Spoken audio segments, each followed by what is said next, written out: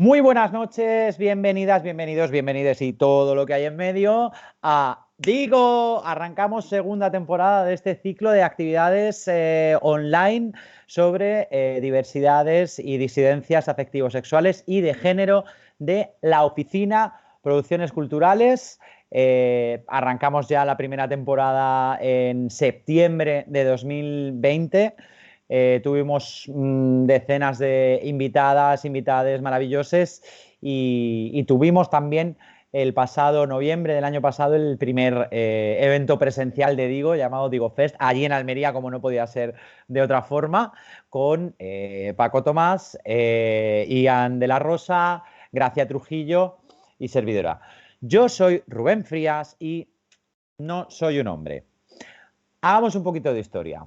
La Oficina Producciones Culturales, como una asociación en principio de ámbito andaluz y almeriense, y ya después, gracias a la pandemia y a las redes sociales, también de ámbito intergaláctico e interplanetario, se lanzó en septiembre de 2020, como decía, a arrancar con este ciclo de conversatorios mensuales llamado Digo, en honor a la maravillosa Cristina La Veneno.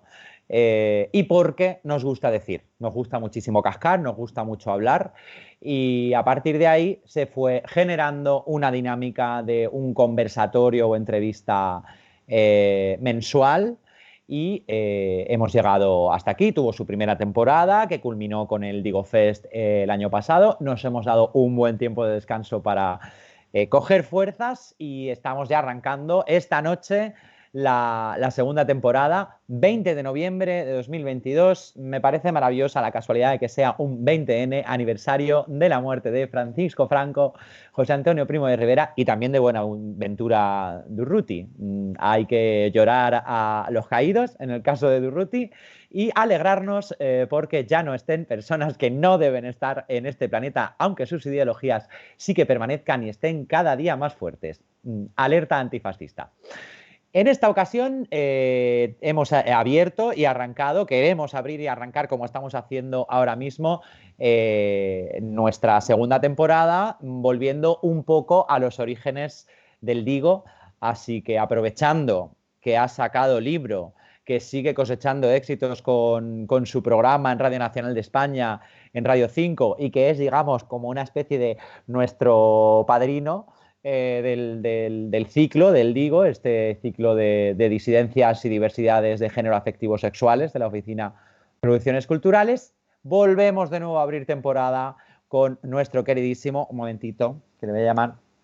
Yo, aunque me veáis, esto no está enchufado, ¿eh? Aunque me veáis ponérmelo así encima de, que parece una tontería, ponérmelo encima de los cascos, es que es todo de atrezo. A ver, vamos a llamarlo. Me estoy inventando tu número, querido, da igual. Esto no funciona, ¿eh? No te va a sonar nada, no te preocupes. A ver. Paco Tomás, sí, dígame. dígamelo. Dígamelo. Mira, has hecho exactamente lo mismo que hizo Guillén Clua. Me encanta la mente enjambre.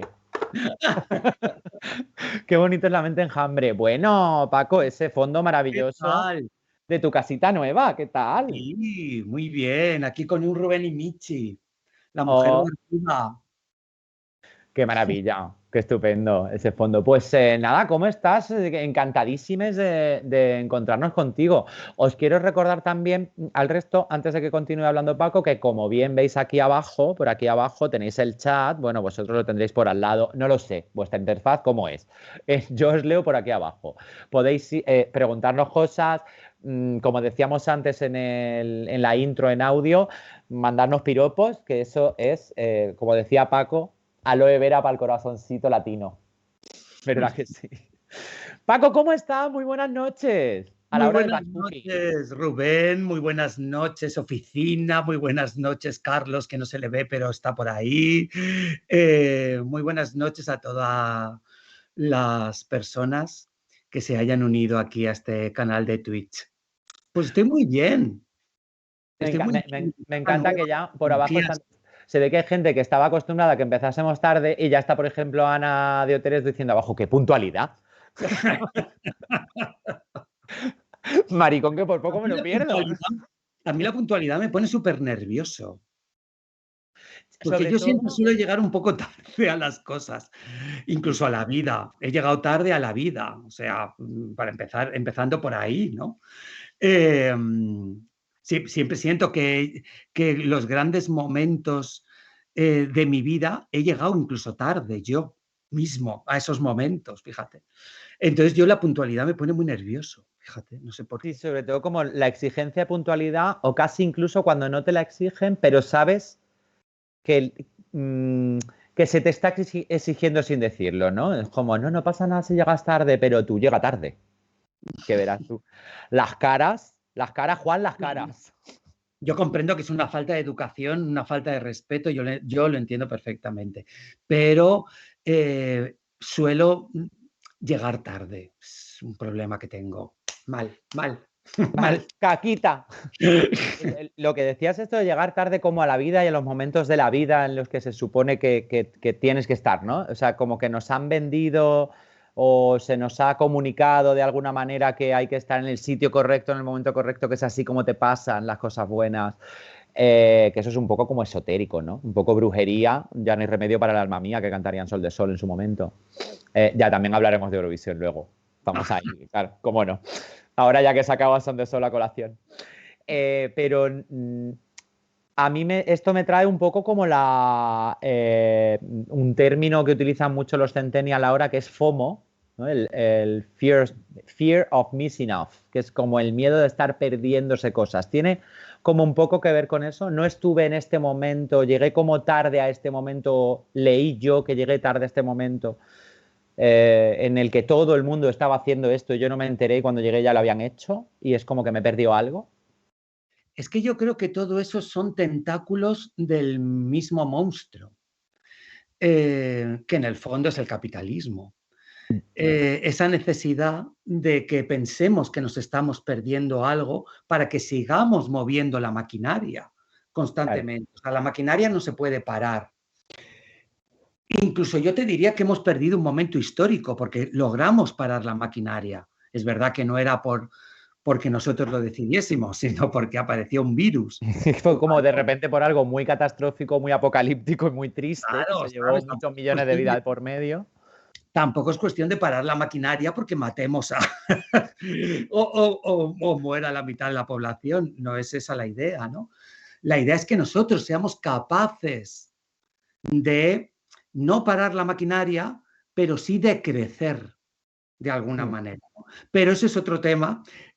Yo a lo que me refiero es a eso, ¿no? Que todos son tentáculos de ese mismo cerebro, que es el cerebro del capitalismo, que es el que nos inocula la meritocracia, nos inocula el lucha por tus sueños, Sí, nos la inocula, positividad tóxica. claro, todas esas cosas, incluida esta de, ay, me estaré perdiendo algo, ese sentimiento de culpabilidad cuando estás ocioso, Hmm. que es como yo debería estar haciendo algo. Incluso cuando entras en las redes para relajarte en un momento determinado de tu vida y dices, ay, mira, voy a echar un vistazo a las redes. En las redes hay gente diciéndote todo el rato lo que han hecho o lo que están haciendo o lo que van a hacer. Con lo cual tú sientes que tienes que cerrar eso y ponerte a producir inmediatamente, Claro. porque no te estás quedando atrás en esta carrera, ¿no? Entonces todo forma parte de son tentáculos distintos del mismo núcleo. Sí, esa es la clave, yo creo, o una de las claves de lo que estás exponiendo, de lo que nos ha surgido ahora. Esto estaba totalmente fuera de escaleta, pero me encanta que nos pongamos a hablar de esto porque me interesa también mucho y yo sé que a los oficinistas también les va a interesar. Una carrera, es que lo has dicho, el término, creo, y no sé, decidme qué opináis abajo, que lo has clavado. O sea, nos plantean esto como una competición constante de unas contra otras y como una carrera. Y entonces, claro, si no entras en el momento exacto que te dicta la maquinaria en boxes para repostar y salir corriendo, pues como que estás perdiendo puestos. Pero no nos llegamos a plantear, pero ¿a dónde vas? O sea, la carrera, ¿a dónde vas? O sea, ¿a dónde hay que llegar? ¿Por qué estoy llegando tarde? Sobre ¿Y todo, cuándo es cuando hay que llegar? ¿A qué sitio? Siempre te vas a perder algo. No puedes vivir absolutamente todo lo que está ocurriendo. claro, pero, no, pero sobre todo porque la trampa es que cuando llegues a la meta te darás cuenta de que esa no es la meta, porque ya se la habrán llevado a otro punto. Entonces tendrás que seguir corriendo, porque el sistema, precisamente, la trampa, es que no te conformes. O sea, hay toda una especie de cultura anticonformista. A ver, que no estoy diciendo que a mí el conformismo me parezca una opción, pero sí es verdad que a nivel económico el capitalismo solo te ofrece la posibilidad de crecer. Y si tienes 5.000 euros, tienes que pelear por tener 100.000. Y si tienes 100.000, tienes que trabajar por tener 1.000.000. Y si tienes 1.000.000, tienes que seguir trabajando por tener 25 millones. Y eso se aplaude. Entonces, la gente está... de hecho, el que no tiene 3 millones, y esto se dijo en televisión, el que no tiene 3 millones es porque quizá no ha trabajado lo suficiente. Claro, no se ha esforzado lo suficiente, o cuando tú haces políticas para los más desfavorecidos, llegan los más poderosos y los más privilegiados a decirte que es que no hay que hacer políticas contra los ricos, que enseñen a los pobres a ser ricos. Claro. O sea, en el fondo todo eso forma parte de lo mismo. Entonces corred aquí como putas desgraciadas y dejaros para que al final, cuando llegue el final de vuestros días, vais a tener, o sea, una pensión de mierda, si tenéis pensión, pero nos da igual, porque ya en ese momento no nos importáis porque no sois productivos. Entonces, en ese momento no nos importáis como si os morís todos. Entonces, claro, es que hay que empezar a ver, o sea, tenemos que empezar a espabilarnos ya. Sí, quiero decir, esto que nos habéis vendido. A ver, fíjate que tuvimos una oportunidad maravillosa cuando el 15M, en ese momento en el que explotó todo el paradigma y saltó por los aires y se desacreditaba a sí mismo todo el paradigma que a los de mi generación, o sea, nacidos finales de los 70, principios de los 80, nos habían vendido, y a todos los de la generación, desde mis padres, por ejemplo, hasta ese momento, nos habían vendido de que si seguías este caminito que el sistema te marcaba, ibas a tener todo este tipo de cosas que a tus padres les había costado mucho conseguir, pero tú solo tenías que hacer esto y la carrera e insertarte en el mundo laboral de esta manera y tal. Cuando eso saltó por los aires y vimos en 2011, entre 2008 y 2011, que eso no era así y que jamás íbamos a aspirar a eso y que íbamos a vivir peor que la generación anterior, teníamos una oportunidad perfecta en ese momento, y sobre todo las de los márgenes, que era como ese caminito nos deja en los márgenes y en las cunetas de ese caminito a las disidentes sociales que no encajamos con el cis heterocolono patriarcado blanco, y no lo supimos aprovechar. Que esa es otra lectura política mucho más amplia que nos daría como para 2 horas. ¿Por qué y cómo no lo supimos aprovechar? ¿Y quién se benefició y trabajó para que no supiésemos aprovecharlo? Y también añadiría que eso es algo que las fuerzas políticas de izquierdas tienen que plantearse. Fíjate que, por ejemplo, cuando pensamos en los seguidores de Trump en Estados Unidos, la mayoría de los seguidores de Trump en Estados Unidos son clases desfavorecidas. Son clase baja, son obreros, son gente que en principio tendría que votar demócrata en Estados Unidos. Sí. Pero claro, cuando el Partido Demócrata lo que te está diciendo es eso, sueña, lucha por tus sueños, todo lo puedes conseguir, la meritocracia, ellos se dan cuenta de que no llegan a lo que les han dicho que iban. Y entonces, ¿qué hacen? Se polarizan, se van al extremo opuesto y se van a Trump. Claro. Cuando tú ves a un obrero votando a la extrema derecha, es que ha pasado eso, es que la izquierda no le ha dado respuestas. Sí. Y entonces, ¿qué ha hecho? Se ha ido a la extrema derecha.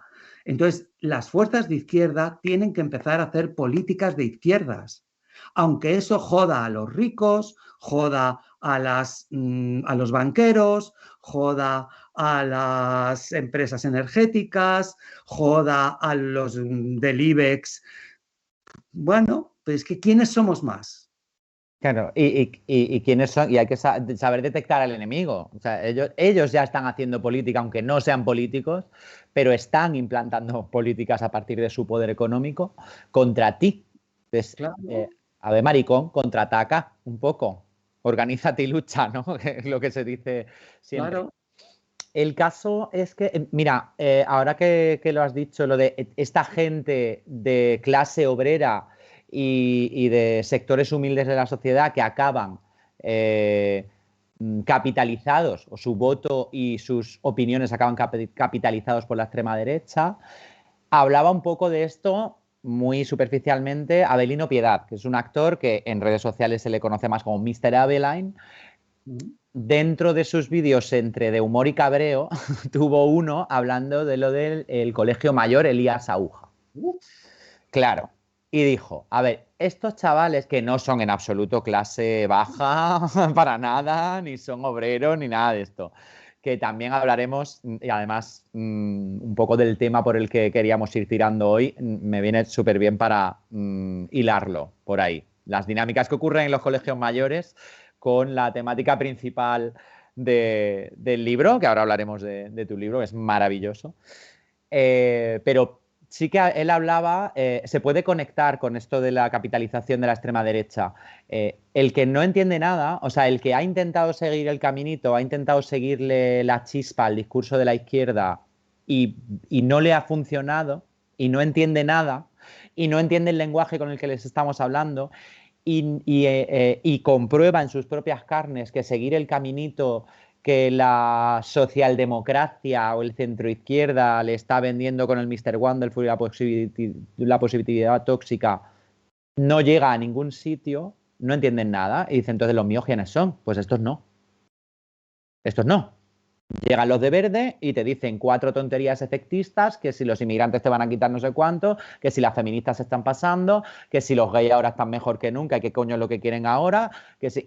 y claro, dice, pues estos son los míos, estos son los míos, está claro, porque a estos sí los entiendo.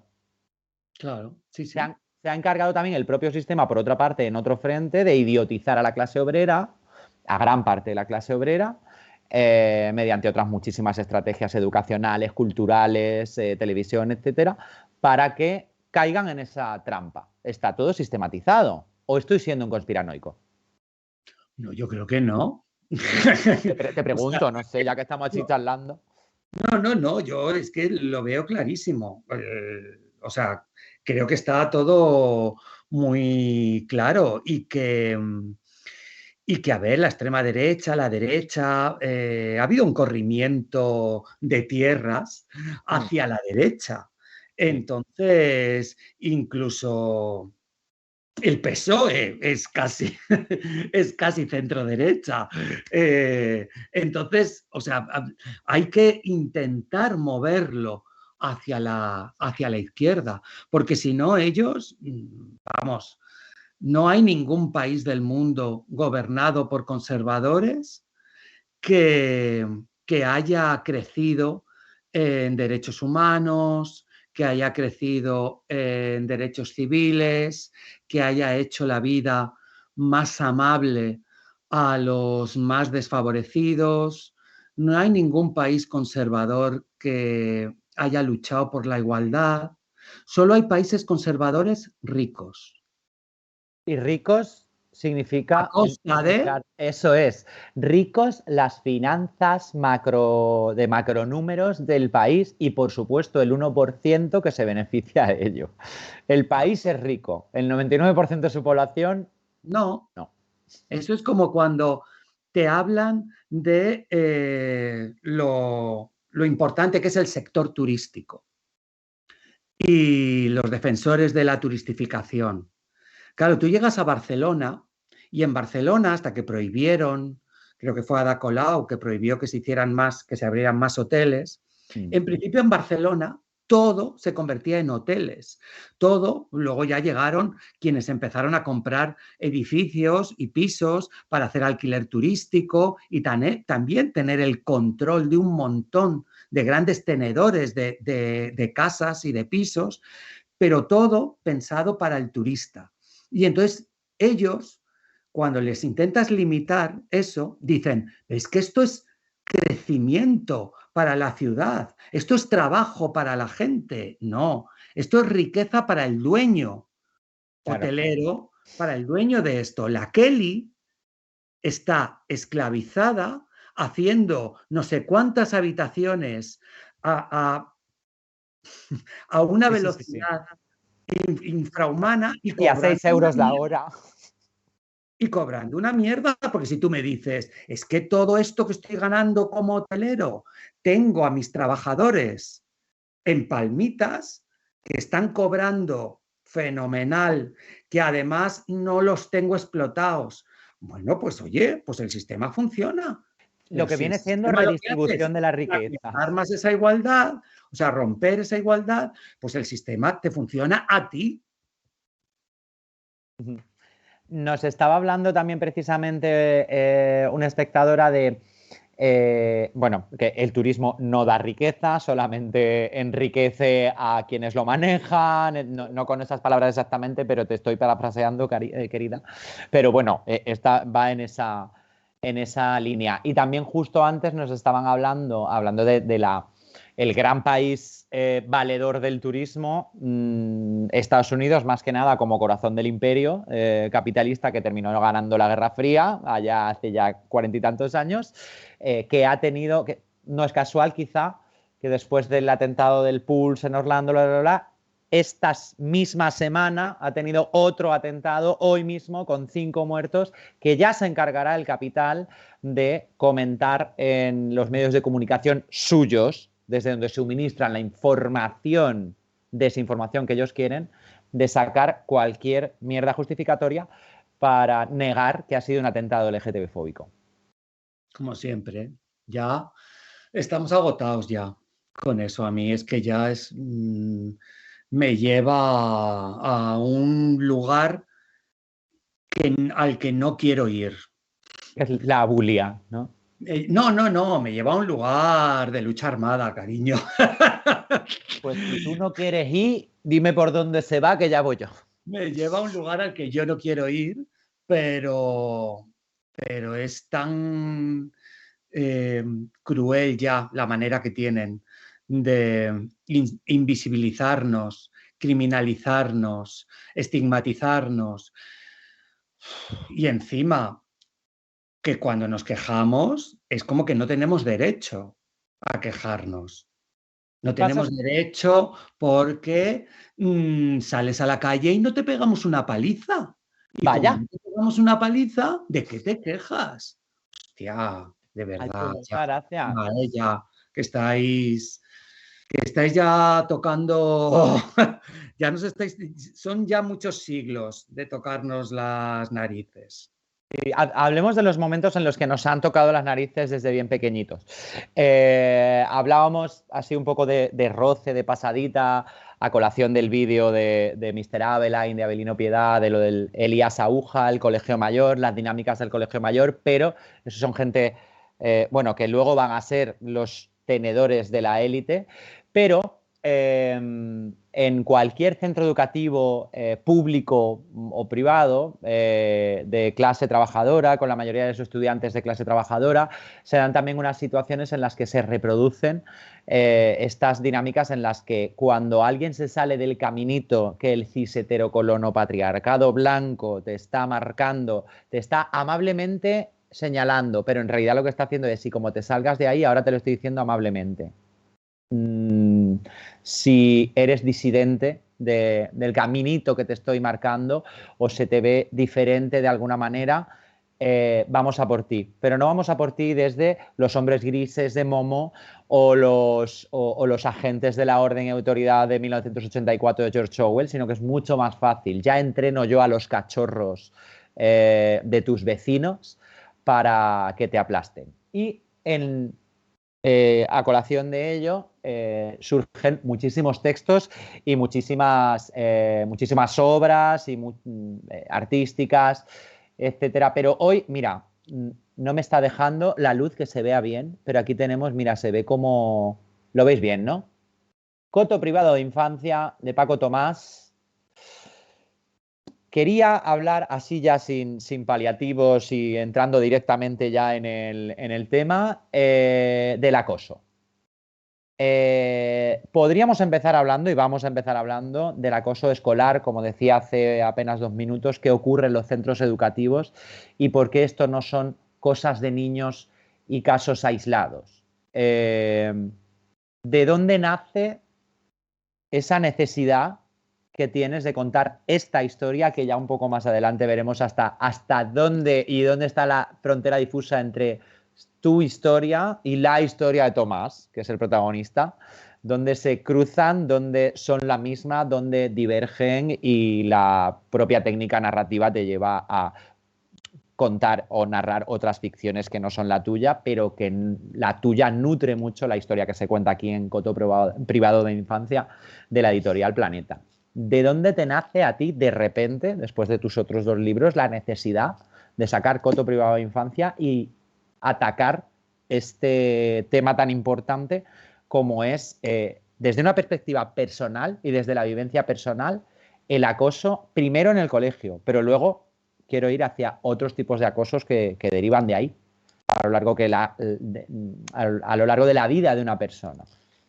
¿Desde dónde nace la necesidad de escribir Coto Privado de Infancia? Pues mira, yo creo que las personas que pertenecemos a las comunidades LGTBIQ+, deberíamos empezar a contar nuestra historia.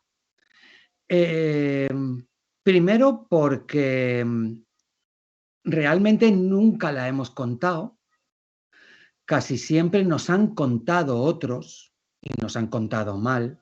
Normalmente nos ha contado el patriarcado, el heteropatriarcado, y nos ha contado mal o nos ha contado como a él le convenía contarnos, que es pues convirtiéndonos en la amenaza, convirtiéndonos en los monstruos que se colocan en la puerta de los colegios para corromper a sus hijos, como vampiros, como monstruitos, como enfermos, como parodia. Son muchos siglos en el que nos han contado así. Entonces tenemos que empezar a contarnos nosotras y nosotres y nosotros. Y ahora que podemos, pues aprovechémoslo, ¿no? Entonces yo siempre he pensado que yo quería contar esa historia, que tiene que ver con el acoso que yo sufro en mi infancia en el colegio durante 8 años, sí, 7, 8 años, y cómo eso afecta al adulto que soy. Ahí va. Por eso me refería al camino. Ese Claro. camino de la opresión nace en el entorno escolar, que es donde más horas pasas cuando eres pequeña al día, y te crees que ha terminado. Lo digo porque ya que dices lo de que tenemos que contarnos, pues yo lo cuento también, a mí también me pasó, no en los 70, en los 90, pero bueno, que crees que ha terminado cuando acabas el colegio y solo acaba de empezar. Claro. Entonces, para mí era muy importante tocar ese tema. No lo hice antes porque pensaba, ¿cómo acaba esta historia? O sea, ¿cómo acaba? Entonces, bueno, sucedieron cosas en mi familia que me ayudaron a entender que ese era el final de la novela. Y entonces decidí hacerlo y decidí escribirla. Pero sí, o sea, para mí era muy importante no solo contar ese acoso infantil, sino que era muy importante contar las consecuencias que eso tiene en el adulto. La gente piensa que, bueno, ya no estás en el colegio, eso ya pasó. Ahora estás en otro lugar en la vida, ahora tienes muchos amigos, ahora todo es maravilloso. Ya está, tienes que superar aquello. Bueno, es que aquello te ha marcado de tal manera que es que tú cuando decides ir al psicólogo, que normalmente es tarde, empiezas a trabajar con el psicólogo, con la psicóloga, y a poco que empieces a arañar tus problemas de hoy, aparece tu infancia. O sea, te ha marcado de tal manera lo que sucedió en aquellos años en los que tú además te estabas construyendo como persona, estabas construyendo tu personalidad, estabas construyendo tu identidad y además no tenías herramientas, te marca de tal manera que hoy, en el presente, hay maneras en las que yo reacciono ante circunstancias en mi vida que si me paro un momento y pienso, digo, ya está aquí otra vez. Está otra vez el patio del colegio otra vez. Es algo, has dicho dos cosas que creo que es importante resaltar y volver a traerlas medio minuto después de haberlas dicho porque me parecen brutales. Uno, nos estamos construyendo sin herramientas, pero es que los que nos tienen que ayudar o guiar a construirnos en esa etapa tampoco las tienen. Y muchas veces, en el mejor de los casos, creyendo que te están ayudando, no lo están haciendo porque no saben bien cómo hacerlo. Y eso es sistémico. Eso es un mal no de esas personas, sino del sistema. Y me estoy refiriendo a padres, madres, familia, tutores legales. Me estoy refiriendo a docentes, que también se ve perfectamente reflejado en la novela, no solamente la implicación que ese acompañamiento, que ese fantasma te hace toda tu vida, a ti, a mí, a todas las transmaribollos a las que nos han machacado en el colegio y después, sino que también está reflejado perfectamente no solamente la implicación por obra o omisión que digan en misa y en el catecismo. ¿Ves? Es que se queda ahí, es que se queda ahí. Sí. De los padres, madres, tutores legales, crianza, etcétera, sino de las propias docentes que, si bien en los años 70, 90, 80 no había protocolos al respecto, ahora que los hay, no funcionan. Ahora hay protocolos. Se supone que se entiende mucho mejor el fenómeno, que a mí me molesta mucho que lo llamen fenómeno, el fenómeno del acoso escolar o del bullying. No es un fenómeno, es un machaque sistematizado con un objetivo muy concreto que es desactivarnos como seres humanos, porque somos diferentes y mostramos otra realidad que al sistema no le interesa, porque no produce tanto como ellos quieren que produzcan. Ya cuando quieren que produzcamos, ya nos ponen un lacito rosa y ponen nuestros derechos a la venta en el MADO y ya está. Pero fuera de eso, no seas tan maricón, porque no produces lo que tienes que producir dentro del sistema cis heterocolono patriarcal. O sea, es decir, eso por un lado, la falta de herramientas porque se les ocultan e intentan hacer ver que es algo casual. Ay, no tienen porque es que no había. No. O sea, esto se podría haber trabajado desde hace muchas décadas. De quienes nos tienen que guiar en esa construcción y luego ese acompañamiento toda tu vida de lo que te ocurrió, porque de alguna manera en la tele, en el trabajo, en la calle, con 40 años, te sigue ocurriendo todos los días. ¿Cómo no te va a traer al niño al que machacaban a hostias día sí día también en el patio? ¿Cómo no te lo va a traer si de otra forma más civilizada, porque ya no somos niñes, nos sigue pasando con 40 y tantos años en un entorno laboral? Y tienes un jefe que no es tu jefe porque es un mando intermedio, ni siquiera es el dueño de la empresa, que te está machacando solo porque está un pasito por encima de ti y además es hetero. Curiosamente, la mayoría de las veces. Es decir, esa falta de protocolos familiares y esa falta de formación y educación en este sentido a las familias a través de los vehículos culturales, la tele, la literatura, etcétera, ¿crees que está pensado? O sea, que es aposta.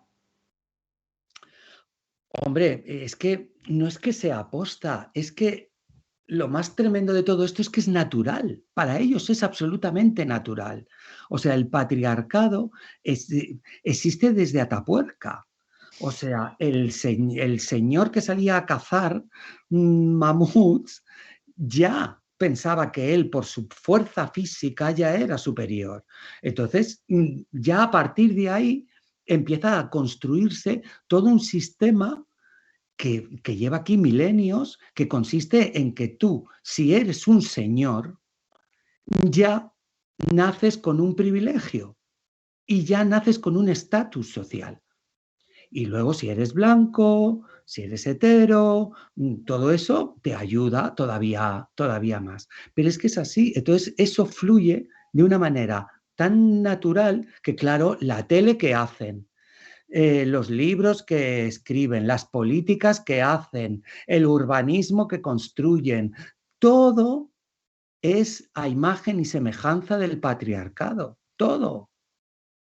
Entonces tú tienes que empezar a construir tu espacio, porque todo lo han hecho hombres cis hetero y blancos en un lugar, negros en otro, musulmanes en otro, católicos en otro y protestantes en otro. Pero señores, entonces cuando tú ya no entras ahí, tienes que empezar a construir tu espacio.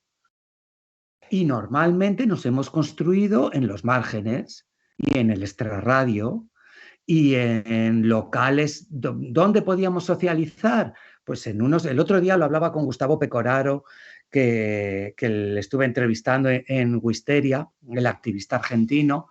Claro, ¿dónde socializábamos en los años 80? Socializábamos en baños, en aseos infectos. Y en los 2000. Con un olor a pis, con una mierda ahí puesta, lugares insalubres, que eran donde socializábamos para encontrar a alguien como nosotros y tener un momento de escarceo sexual, porque se nos estaba prohibido. Entonces, estábamos prohibidos, o sea, estábamos negados a la sociedad como existencia. Claro, entonces nos hemos tenido que construir esos lugares. A mí lo que me preocupa es que una vez que vayamos conquistando sitios, se nos vaya olvidando de dónde venimos. Eso es lo que me preocupa. Y a medida de que yo haya conseguido que en esta ciudad o en este país, a medida que las comunidades hayamos conseguido espacios donde socializar, donde estar a gusto, donde pensemos que ya hemos llegado a un lugar de privilegio y por lo tanto esa es nuestra meta y ya, es que ya no nos interesa otra vez todo este jaleo de las calles y de la lucha, pues entonces te lo van a quitar, te van a quitar ese espacio que has conseguido, porque son mayoría.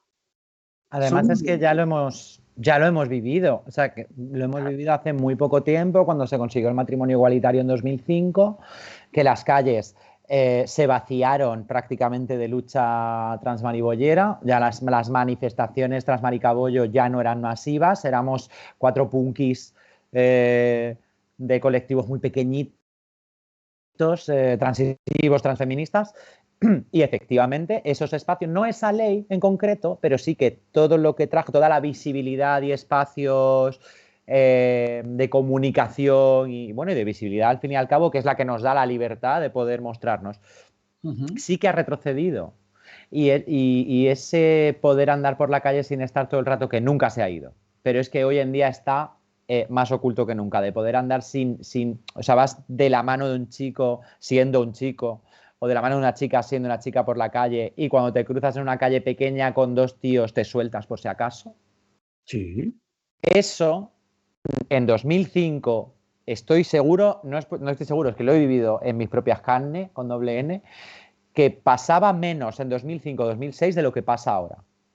Y esto conecta con el auge de la ultraderecha. Claro. Y a Samuel no lo mataron hace 17 años, a Samuel lo mataron el año pasado. Yo voy por la calle, yo a mi edad ya, peinando canas, yo voy por la calle y veo un grupo de heteros que vienen de fiesta, con sus cánticos futboleros, y siento miedo, vuelvo a sentir miedo. Sigo caminando, incluso a veces.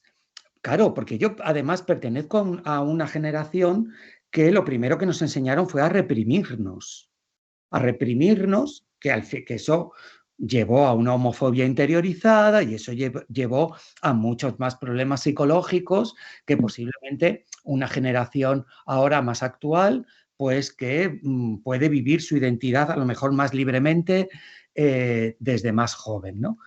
Entonces, incluso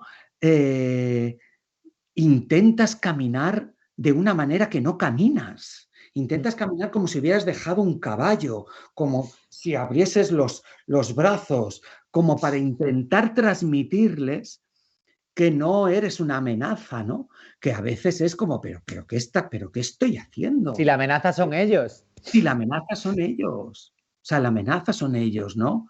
Y sus cánticos, es que sus cánticos, yo que antes vivía cerca de la Plaza Mayor, que es donde se van todos los futboleros, que además vienen de otros países, pero es que da igual porque el patriarcado es lo mismo en cualquier lugar del mundo al que vayas. Sí, mira, Entonces, la izquierda lleva, perdona que te haga este inciso, como 100 años intentando decirse internacionalista y en realidad al final el único sistema ideológico internacionalista de verdad es el fascismo y el patriarcado. sí, sí.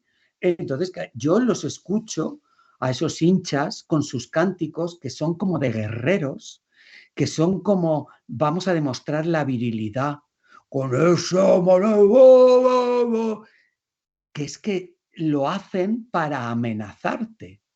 Es un cántico como belicista, que lo que busca es asustarte. No es un cántico amable, ni es un cántico que lo que quiera sea que cantes con ellos. No, es un cántico de tenme miedo. Qué inseguros tienen que estar como para tener que transmitir miedo mediante esa técnica. Eh, Yo no creo o sea, yo creo que pueden empezar a estar inseguros a medida que el feminismo empieza a coger el megáfono y empieza a reclamar sus derechos, de que las comunidades LGTBI empezamos a reclamar los derechos, las personas racializadas, las personas colonizadas, personas con algún tipo de discapacidad, todas esas personas que para ellos somos elementos con los que jugar, divertirse, entrenarse, para el patriarcado somos sujetos que les ayudan a ser más hombres de alguna manera. La tía está aquí para que me la folle, el maricón está para que le pegue y para que me o para ría. que me lo folle también. Bueno, todo cabe. La, el, la persona racializada está para trabajar para mí y para que yo sea rico y esa persona trabaje limpiándome a mí la mierda. La persona discapacitada está para que le haga unos chistes. Y cuando decimos, oye, no, Pues no. entonces se sienten inseguros. Y entonces lo que hacen es todos unirse como una piña para proteger el fuerte. Pero es que ahí es donde los que tenemos que estar unidas como una piña somos el resto. ¿Y Es lo qué que no sucede? hacemos nosotras, es que al final nos van a tener que enseñar cosas y todo. Claro, ¿por qué no lo hacemos? Porque también está muy bien tener diferentes opiniones, tener pluralidad dentro de nuestras comunidades, todo eso está muy bien, pero cuidado, cuidado, porque ellos son los primeros que aplauden cuando nos cancelamos entre nosotras y cuando decimos tú cancelada porque tienes una relación de Sí. Intergeneracional. internacional.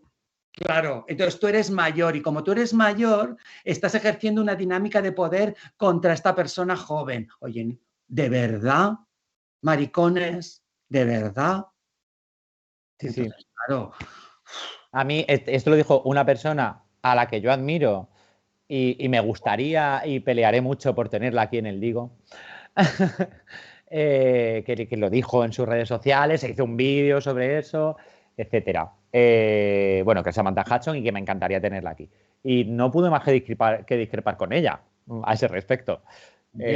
Samantha Hudson, y bueno, es que no sé si, pero bueno, es que Samantha Hudson cometió, a mi entender, es que iba a decir la imprudencia, por decirlo de una manera suave, de hablar de las relaciones intergeneracionales como cultura de la pederastia. No, eso es lo que yo le critiqué en su momento. Y Ahora que tú dile me al de encantaría tenerla aquí y que charlásemos de eso y que pueda explicar realmente qué es lo que piensa al respecto. ella lo que piensa, y lo que piensan muchos, es que hay una dinámica de poder. Es que esto ya lo hablamos en el Sí. anterior, que es que hay una dinámica de poder entre una persona mayor y una persona joven. Y yo niego la mayor. O sea, no es la dinámica de poder, no la ejerce la edad. La ejerce tu estatus, la ejerce el dinero, la ejerce tu genitalidad en un momento dado. La ejerce un montón de cosas, pero no la edad. La edad aquí no tiene nada que ver, a no ser que tú hagas una asociación muy básica entre edad y estatus, experiencia, dinero, que a veces no se corresponde. Y en el caso del patriarcado se puede corresponder porque, claro, venimos de un señor que durante la historia de la humanidad ha sentido que ser un hombre es un privilegio y, por lo tanto, tengo derecho a dejar a mi mujer de mi misma edad e irme con una de 17, porque es mi derecho como señor del patriarcado. Pero en las comunidades maricas, si tú coges a un señor de 70 o de 60 años hoy, échale 60 años atrás en la historia. Dime cómo se ha construido ese señor, desde qué lugar se ha construido. ¿Desde qué espacios? Claro, ¿en qué espacio se ha construido? ¿Con qué homofobia interiorizada se ha trabajado? Y entonces te darás cuenta de que esa comparativa, de que las relaciones intergeneracionales entre personas homosexuales es una dinámica de poder y es una, que no digo que no existan. Claro que sí, pero... tenemos, y no serán por la edad, serán por otros factores. Otros factores sociales. Claro, yo conozco personas de 27 años con relaciones tóxicas y los dos tienen 27. Ya te diré. Vamos. O sea, es que no tiene nada que ver la edad y las relaciones intergeneracionales no tienen nada que ver en ese concepto. Tendrán que ver otros factores. Que pueden o no coincidir. Claro. No la edad, porque hay personas con 50 años y muy poca experiencia. Muy poca experiencia. Y gente con 19 muy corría ya. Claro, porque han vivido con miedo, porque han vivido su sexualidad en cuartos oscuros, porque en los baños esos que comentábamos, porque... Entonces, a lo mejor dentro de 40 años, pues el escenario es otro, pero a día de hoy el escenario es este. Y me parece una irresponsabilidad ese mensaje que lanzó ella. Y bueno, para aportar un pelín de humor a justo lo que estamos diciendo, nos dicen ahora que has dicho lo de los dos chicos de 27 que tienen una relación tóxica entre ellos, nos comentaban abajo, bueno, pero eso es porque son millennials y es por el drama. Que es que nos... que es que a los de en torno a 30, el motor de nuestra vida afectivo-sexual es el drama. Entonces, si te va bien, no puede ser. O sea, tienes que buscar algo que no te vaya bien. Volviendo a Coto privado de infancia, porque tiene mucho que ver con otra cosa que decías antes, que es en el momento en el que te pasan estas cosas, en lugar de buscar a tus iguales, y ahí el personaje de Ángel es clave, lo que haces es querer desaparecer. ¿Cuántas veces Tomás dice, y yo creo que Tomás Yagüe, que es el protagonista, puede decirlo, yo creo como una vez cada 3 páginas, que lo único que quiere es desaparecer en lugar de buscar un aliado? Porque, entre otras cosas, cuando lo encuentra, el instinto de supervivencia que ha aprendido Ángel, que es el supuesto aliado, lo hace abandonarlo. No voy tampoco ya a entrar en más detalles porque no quiero yo destripar el libro, quiero que os leáis la novela. Entonces no voy a comentar nada más al respecto, pero sí, en líneas generales, esquemáticamente, corrígeme si me equivoco, como autor del texto, realmente cuando se trunca esa supuesta solidaridad y unión y estrategia de unión entre los diferentes unidos contra los acosadores, es el instinto de supervivencia mal leído y mal enseñado y mal asumido por parte de Ángel el que hace que se reafirme Tomás Yagüe desde los 12 años durante toda su vida en la idea de huir y desaparecer. ¿Va por ahí? Sí. Pero, por ejemplo, claro, la idea de la invisibilidad, que yo soñaba con ser invisible de pequeño. Para mí era un sueño recurrente. En el colegio, cuando ocurría algo que era una situación que como maricón te ponía en evidencia, ni siquiera, querías desaparecer.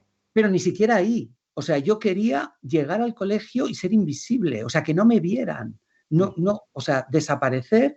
Y yo tenía un sueño, yo tenía como 2 sueños de pequeño. Una era que me quedaba encerrado en la planta de juguetes de un gran almacén yo solo y jugaba con todos los juguetes yo solo. Y otro era que corría y de repente empezaba a volar, como la bici de E.T. Sí. Cuando llegan a los policías y empieza a volar, ¿no? Eran 2 sueños muy recurrentes en mi vida, ¿no? ¿Y qué sucede? Que tú deseas tanto ser invisible que acabas siendo invisible. Cuando eres adulto eres invisible. Entonces, a mí me ha pasado. Entonces yo entro en locales gays y soy invisible. Yo deseé tanto ser invisible que acabé siendo invisible. Entonces, si yo hubiese querido ser visible, supongo que me hubiese apuntado a un gimnasio, me hubiese puesto unos brazos para poder llevar una camiseta de tirantes y que se vean mis brazos antes que yo, o mi torso, o mis piernas, y entonces eso ya llamaría la atención, ¿no? Pero yo siempre deseé ser tan invisible que al final lo conseguí. Y al final, para mi comunidad, soy invisible. Ni siquiera formo parte del deseo mayoritario de mi comunidad. Entonces, claro, al final vives solo, acabo en un momento de mi vida que ya he vivido la mitad de mi vida y no sé si me queda otra mitad, pero Sí, hombre. la estoy viviendo solo. Tengo muchos amigos, ojo, tengo muchos amigos, mucha gente que me aprecia y que me quiere, pero vivo solo y estoy acostumbrándome a esa soledad y a esa especie de invisibilidad. Entonces, bueno, es muy fuerte porque en el fondo lo soñaba. Entonces es muy fuerte. Y el personaje de Ángel, yo creo que lo que sucede es que Ángel lo que quiere es escapar de ese lugar, ¿no? Y entonces Ángel lo que hace, Ángel es el que se enfrenta, siempre se enfrentaba a los ataques, era más fuerte, por lo tanto se enfrentaba a los ataques. Yo era muy débil, por lo tanto yo no me podía enfrentar a los ataques, salía perdiendo, ¿no? Y Ángel lo que quería era huir de ahí al precio que fuera. Entonces yo creo que en esa supervivencia, pues toma un camino, ¿no? Que no voy a desvelar tampoco. Sí, que no vamos a decir, claro, hasta dónde sale de Guatemala para meterse en Guatepeo, el chiquillo. Quiero, porque nos queda muy poquito tiempo, esto nos pasa siempre a nosotras dos, para que ¿Y qué ponéis a 2 loros? Claro, para que sea su primer Digo, que sepa que esto ya nos pasa siempre. Y que no haya estado en el Digo Fest, esta y yo empezamos tucu, y ya se nos va el tiempo. 2 loros. Totalmente. Como decía Supreme Deluxe, cuando teníamos un espectáculo juntas, cuando trabajamos juntas, dice, es que como no tenemos carrete, pues echamos 200 fotos. Carlos, ten preparado, por favor, porque vuelve la sección del glosario transmariboyero y, como no, tenemos que hablar de lo tan traído y llevado, valga el anglicismo, bullying, que no es otra cosa que acoso. Dentro vídeo, glosario transmaricabollo. No podíamos arrancar de otra manera una temporada de Digo, la segunda temporada. ¿Habéis visto qué uñas? Perdón, inciso. Una maravilla. Como decía, no podemos arrancar la segunda temporada de Digo sin que esté incluida nuestra sección Glosario Transmaricabollo. En esta ocasión vamos a hablar de un término que, valga el anglicismo, se le denomina bullying. Quitándonos los anglicismos de en medio, el bullying básicamente es acoso. Y en este caso en concreto queremos hablar del acoso escolar, el bullying escolar. Es un problema que está en boca de todo el mundo como problema, pero que al parecer hasta el momento tiene difícil solución. El acoso no es otra cosa que el hostigamiento hacia una persona o un grupo de personas que termina derivando en su desactivación social, emocional y psicológica. Se le señala una diferencia como negativa y culpando al individuo o a este grupo de individuos de esa diferencia, con lo cual se les hace sentir culpables por su identidad, por cómo son, por cómo visten, por lo que hacen, por lo que dicen o a quién se follan. En los centros hay, supuestamente, en los centros escolares, protocolos recogidos en su reglamento oficial interno que no están funcionando. Tampoco existe una legislación específica contra el acoso escolar, si bien es verdad que en el Código Penal, en el artículo 173, está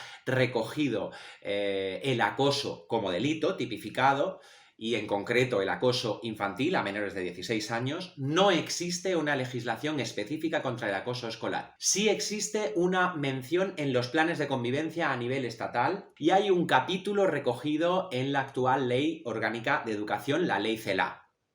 Pero no existe una solución del problema a pesar de todo esto, ni siquiera un debate serio oficial en profundidad al respecto. Sin embargo, sí que siguen existiendo situaciones de bullying o acoso con gravísimos resultados. Hace poco vimos el vídeo de Ethan y hace poco también, hace apenas un par de meses, conocíamos la noticia de una chica que sufría acoso, que al hablar los padres de ella, o tutores legales en este caso, con la directora del centro, la directora del centro dijo: no, ¿qué dices? Aquí ni bullying ni bullan. Y ese fue su protocolo. El resultado es que la niña intentó suicidarse semanas después. La no aplicación de los protocolos o el no funcionamiento de la aplicación de estos protocolos, que como digo no vienen derivados de una ley orgánica contra el acoso escolar, sino de los planes de convivencia y los reglamentos oficiales internos, o de que cada profesor o profesora quiera aplicarlos o aplique los suyos propios o abra un procedimiento, un protocolo, un algo, coño. También viene bloqueado por el hecho de que esas docentes son personas que ya han visto como otras docentes que se han implicado han visto sus vidas truncadas. Porque al final estos niños, niñas, niñes, acosadores han sido criados como acosadores violentos, generalmente por acosadores violentos. Y esos son adultos con una capacidad de acción mucho más amplia, que pueden hacerle la vida imposible a otros adultos, véase los docentes. Así que tú eres docente, ves esta situación, llevas 18 años en el ejercicio de tu profesión y has visto cómo 6 o 7 vidas se han visto truncadas por intentar ayudar a un alumno, alumne que sufría acoso. Así que dices: Virgencita, que me quede como estoy. Su vida me está importando, pero la mía me importa más. Es perfectamente comprensible, es tristísimo y hay que hacer algo para proteger a los docentes que realmente se vean inmiscuidos en el tema y sobre todo, para proteger a las víctimas. ¿Hace falta tener un debate oficial en profundidad sobre el acoso escolar? Sí. ¿Hace falta una ley orgánica integral contra el acoso escolar más allá de lo que ya hay en papel? El debate.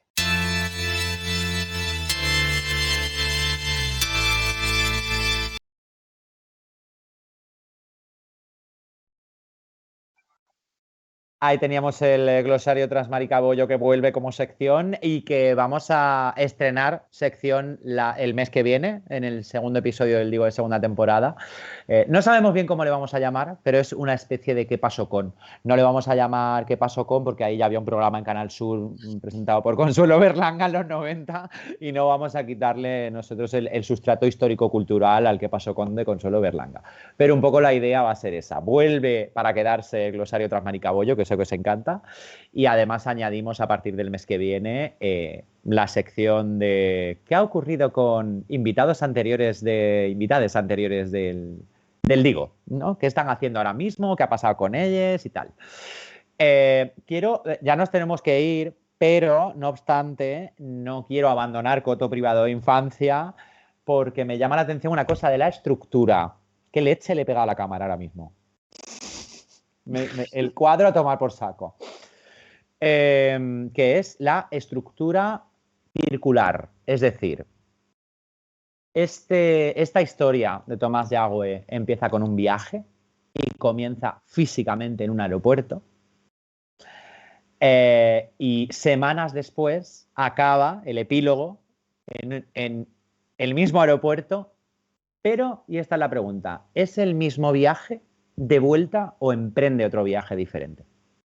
No, es otro viaje, claro. O sea, en el fondo, Coto Privado de Infancia es un viaje.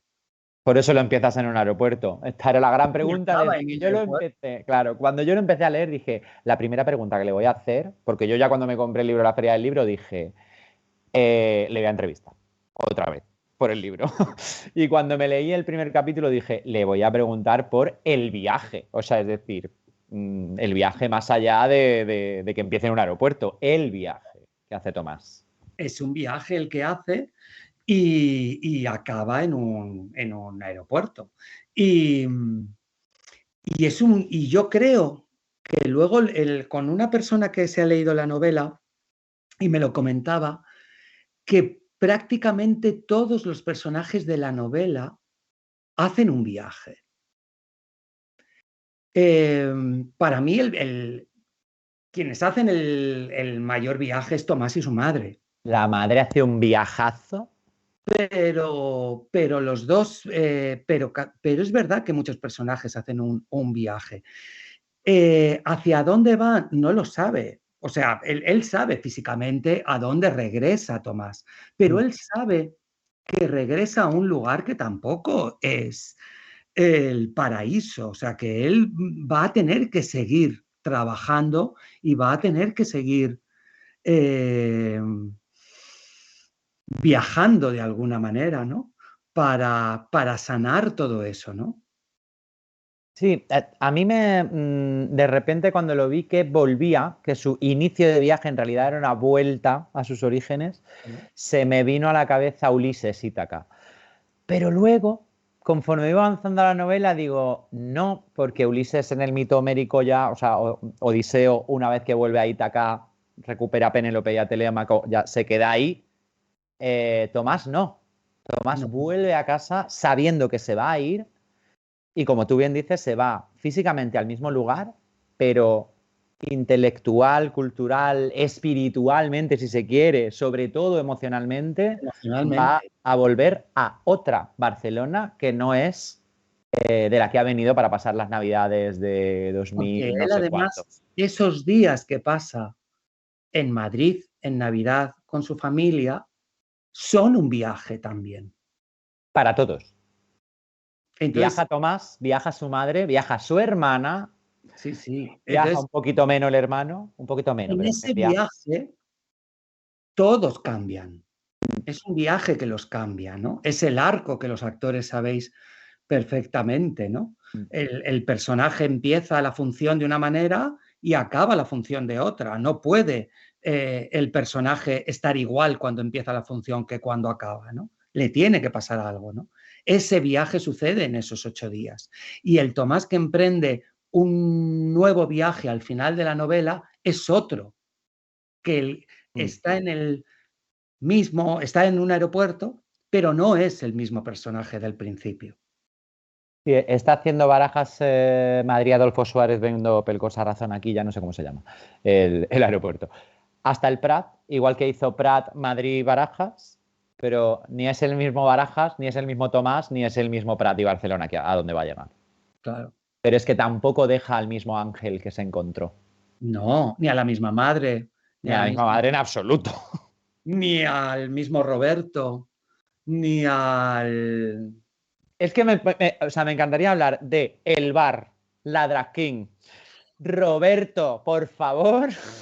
Temazo, personaje Roberto, por favor, leeros la novela de verdad porque vais a querer hacerle, y afortunadamente Paco es una persona que por redes sociales te contesta y tal y no tiene ningún problema, a no ser que de repente la cosa se desborde mucho, vais a querer hacerle cientos de preguntas sobre el libro, sus personajes, el tratamiento de los personajes y los viajes y mensajes que se esconden como easter eggs, como huevitos de Pascua en los personajes y sus constelaciones y relaciones entre ellos.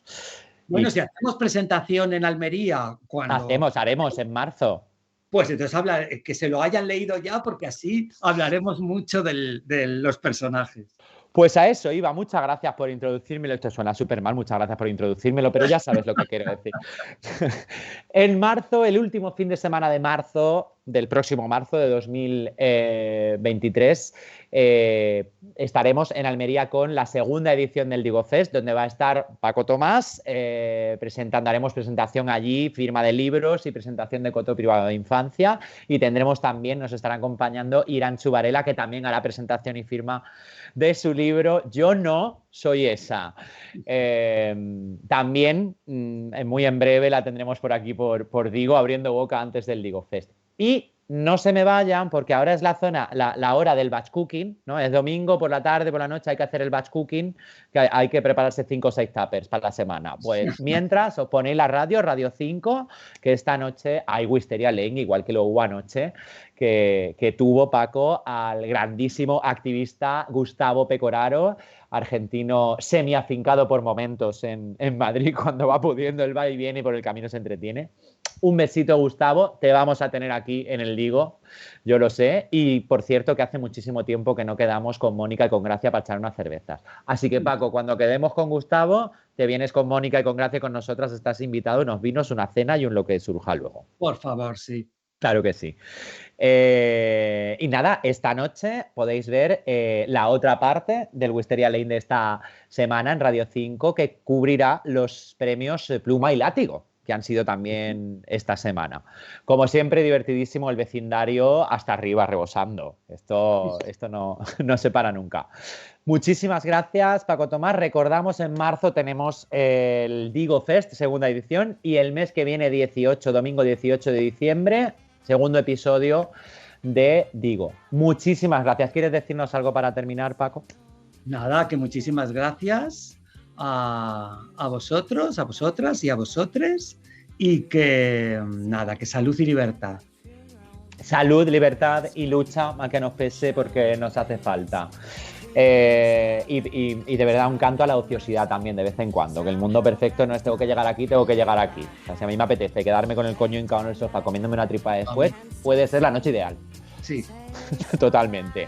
Coto privado de infancia, Editorial Planeta, autor nuestro queridísimo padrino Paco Tomás, que siempre está dispuesto por todas las ferrerías que le hacemos, como por ejemplo conducir de noche 7 horas a Almería, Madrid, meterlo en el hotel. Meterlo en el hotel La Perla. Bueno. Tremendo. Y luego le vuelves a llamar y dice, claro, voy. Digo, es que hay que ser. Dije, voy, pero no en el coche y no en el. Voy, pero voy en avión y me metéis en el Torrelú, por favor. No, hombre, estaría bueno. Y que siempre se presta para echar aquí el ratito, una hora y pico con nosotros, hablando de lo que haga falta, entre otras cosas, de Coto Privado de Infancia, Editorial Planeta, que recomendadísimo. Recomendado también el libro Yo no soy esa, de Iranchu Varela, que la tendremos muy en breve aquí, y el libro también de Gustavo Pecoraro, cuya entrevista se emitió anoche en El Vecindario, en Wisteria Lane. Y muchos más. Bob Pop está también ahí a punto caramelo con el libro. Bueno, es que tengo FOMO literal, o sea, literario, de no me puedo leer todo lo que yo me quiero leer. Un besazo, Paco, como siempre, un placer anal contra el capital y un placer clitoriano contra el Vaticano. Besitos, y muchas gracias a la Oficina Producciones Culturales por hacer posible estas retransmisiones y por haber puesto en valor tanto el Digo como el Digo Fest cada año. Gracias, por supuesto, a todos los que estáis ahí abajo y ahí detrás, porque si no, ¿para qué vamos a estar aquí la una maricón y la dos maricón cascando? Porque para eso quedamos de cerveza y nos lo contamos nosotras. Si hacemos este follón y tenemos a Carlos vuelto loco con 8 brazos, que parece Shiva yo de peregrina y me cogiste de la mano, es porque hay decenas de personas detrás escuchando y participando en el chat. Muchísimas gracias también. Así que hasta el mes que viene con el Digo, y Paco, tú y yo, cuando quedemos para cenar con Gustavo, Gracia y Mónica, pues ya te aviso. Gracias por ver. Hasta el mes que viene.